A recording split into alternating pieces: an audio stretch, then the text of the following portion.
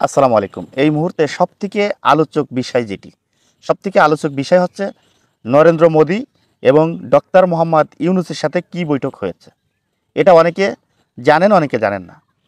আপনারা জানেন যে বিমটেক সম্মেলনে যে বাংলাদেশের প্রধান উপদেষ্টা ডক্টর মোহাম্মদ ইউনূসের সাথে নরেন্দ্র মোদীর সাইড লাইনে বৈঠক হওয়ার কথা রয়েছে। তাহলে সেই কথা হয়েছে এবং কি হয়েছে এই বিষয় নিয়ে কিছু তথ্য আপনাদেরকে আমি দিতে চাচ্ছি। নিউজের যেই তথ্য উঠে এসেছে সেই তথ্যটাই আপনাদেরকে আমি শোনানোর চেষ্টা করছি। সেটি হলো যে বাংলাদেশ এবং ভারতের সাথে এই আওয়ামী লীগ সরকার পতনের পর কিন্তু সম্পর্কের অনেকটাই অবনতি হয়েছে। আপনারা দেখেছেন বাংলাদেশের জনগণ চাচ্ছে না যে ভারতের সাথে আমরা সম্পর্ক রাখি, এবং ডক্টর মোহাম্মদ ইউনূসও কিন্তু নাক বাড়িয়ে সিঁদুর নিতে যায় নাই।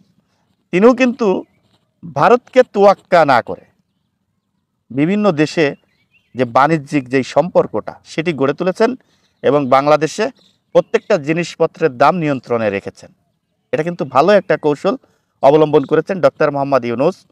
এখন ভারতের যেই চাষিরা রয়েছে, যে কৃষকরা রয়েছে, এরা চিন্তা করেছে যে বাংলাদেশে যদি আমাদের পেঁয়াজ না কেনে তাহলে আমরা এই পেঁয়াজ কোথায় রপ্তানি করব। তা আমরা তো না খেয়ে মরে যাবো, পেঁয়াজের দাম কমে যাবে, আলুর দাম কমে যাবে, রসুনের দাম কমে যাবে। সব মিলিয়ে ভারতের চাষারা, কৃষক যদি না বাঁচে তার দেশ বাঁচা অনেক কষ্ট হয়ে যায়, এটা সবাই জানেন। তা চাষারা অনেকটাই ক্ষতিগ্রস্ত হয়েছে প্রায় এই 7-8 মাসের ভিতরে। এই ক্ষতিগ্রস্ত হওয়ার পর ভারত চিন্তা করলো যে আমরা পেঁয়াজ দিচ্ছি না, আলু দিচ্ছি না, রসুন দিচ্ছি না, জিরা মশলা দিচ্ছি না, চাউল দিচ্ছি না, কোনো কিছুই তো দিচ্ছি না, তাহলে বাংলাদেশটা চলছে কিভাবে?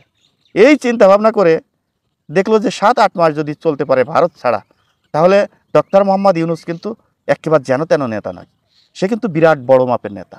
এই চিন্তা করে তার সাথে বসার একটা প্রস্তাব কিন্তু দিয়েছে। সেই প্রস্তাবটা দেওয়ার পর এই যে বিমটেক সম্মেলন হয়েছে যে থাইল্যান্ডের রাজধানী ব্যাংককে, সেখানে সাইড লাইনে মোদির সাথে ডক্টর মোহাম্মদ ইউনূসের কিন্তু বৈঠক হয়েছে। সে বৈঠকে কি কি কথা হয়েছে, কোন বিষয় কথা হয়েছে, এটাই আজকে আপনাদেরকে জানানোর চেষ্টা করব।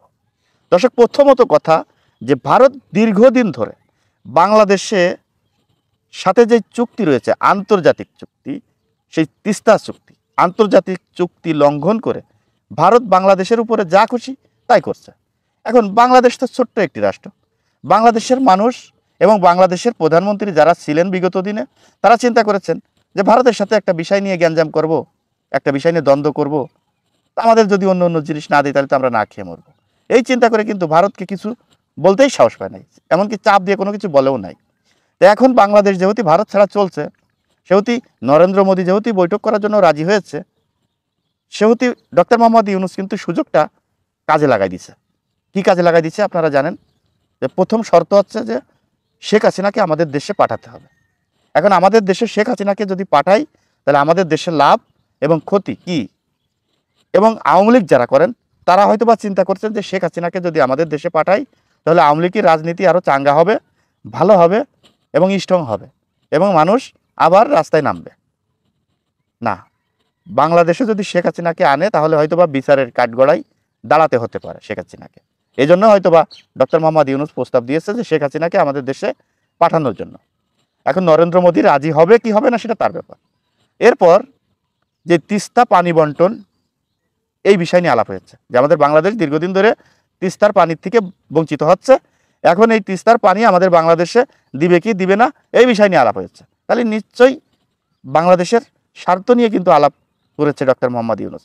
এখন মোদী সরকার কি করবে সেটা মোদী সরকারের ব্যাপার, আর যদি না করে সেটা কিভাবে এটা মানে আনতে হয় এটা কিন্তু ডক্টর মোহাম্মদ ইউনূস জানে, সে কিন্তু পারবে। তারপরে দেখেন এই যে গঙ্গার পানি নিয়ে কিন্তু কথা হচ্ছে, ফারাক্কার পানি নিয়ে। যেমন আমাদের দেশে যখন পানি বন্যায় তলিয়ে যায়, আমাদের দেশটা যখন বন্যায় তলিয়ে যায় তখন কিন্তু ভারত ফারাক্কার বাঁধ ছেড়ে দেয়, টিপাই মুখের বাঁধ ছেড়ে দেয়, তারপর গঙ্গার যেই বাঁধ রয়েছে সেটি ছেড়ে দেয়, আর আমাদের বাংলাদেশটা আরও তলিয়ে যায়। এই যে এইসব বিষয় নিয়ে কিন্তু আলাপ আলোচনা হয়েছে। অবশ্যই যদি যদি এইসব আলাপের মাধ্যমে ভালো কিছু যদি বাংলাদেশ উপহার দিতে পারে ডক্টর মোহাম্মদ ইউনূস, তাহলে আমাদের বাংলাদেশ সার্থক। এবং ইউনূসের মতো একজন লোক যেই কাজগুলো যদি করে দিতে পারে, বাংলাদেশের জনগণ বিগত 50 বছরে যা না পেয়েছে তাই এইবার ডক্টর মোহাম্মদ ইউনূসের মাধ্যমে পেতে যাবে। দর্শক, আজ এই পর্যন্তই। পরবর্তী ভিডিও দেখার অনুরোধ জানিয়ে এখানে বিদায় নিচ্ছি। আমি মোহাম্মদ মিতুল হোসেন। আসসালামু আলাইকুম রহমতুল্লাহি ওয়া বারাকাতুহু।